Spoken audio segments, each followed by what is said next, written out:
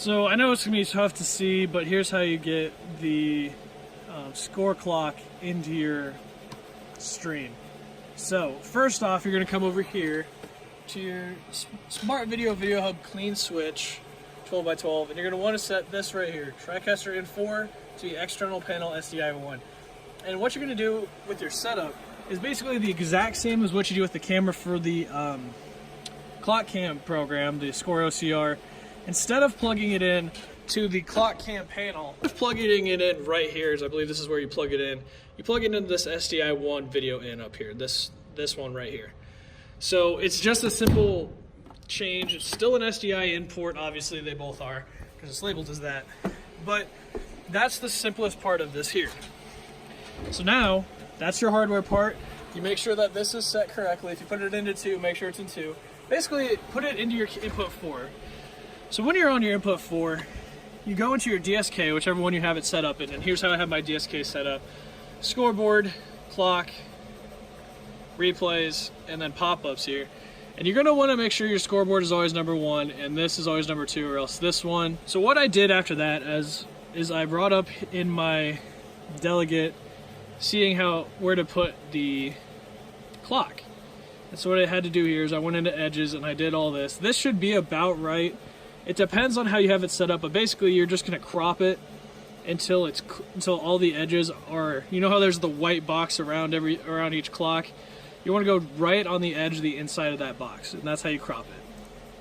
Then you just zoom it in, or you zoom it out quite a bit actually, and then position it in this right spot. And as you can see right here, I did a normal zoom, and then I scrunched it left and right just a little bit as well to make it kind of even across the board, or make it fit inside that little box that we have.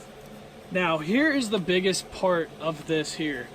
So as I said, it's coming in input 4. What you're gonna have to do is you're gonna click on the little gear here, click on color, and then this proc amp one is the one you're gonna want to worry about. So what the issue was that the color of the clocks weren't always consistent, and they were always changing because the camera's always changing. So what I did is basically I just pulled down the saturation. Saturation usually will sit at 100. I pulled that all the way down. How you do that is you kind of just hover over it. You see how there's the turns into the bars and arrows right there. So say it's at 100. Say it's 102. You come over, you hover, you click it. As I'm doing, you see click, and then you drag all the way to the left, and it goes down. So that's all you really have to do. That's gonna make it black and white and look just a little bit better here. If you wanted to look at these settings, how I have it, Hue 18, contrast, whatever, it doesn't really matter outside of the saturation. I tried to mess with it, make it look more like a digital, non-digital clock, and like there's actual numbers. Didn't really work for me, but that's how you do that. So once again, just a quick overview here. You have your settings on your switcher to the external side panel into 4. You make sure you plug the camera into that 4, and then you change your settings on your DSK over here to fit inside of the little spot in the little spot on the scoreboard. And then whenever you come back from break, what you're gonna have to do is take scoreboard and take here, which is why I put it into DSK 1 and 2, is because on this transition delegate, when I come back from break, I have that. So as you can see, all DSK 1 and 2 are lit up. And so if I had stuff plugged in, which I don't, it would all be coming up here as you can see it coming back from a break. So nonetheless, that's all you have to do.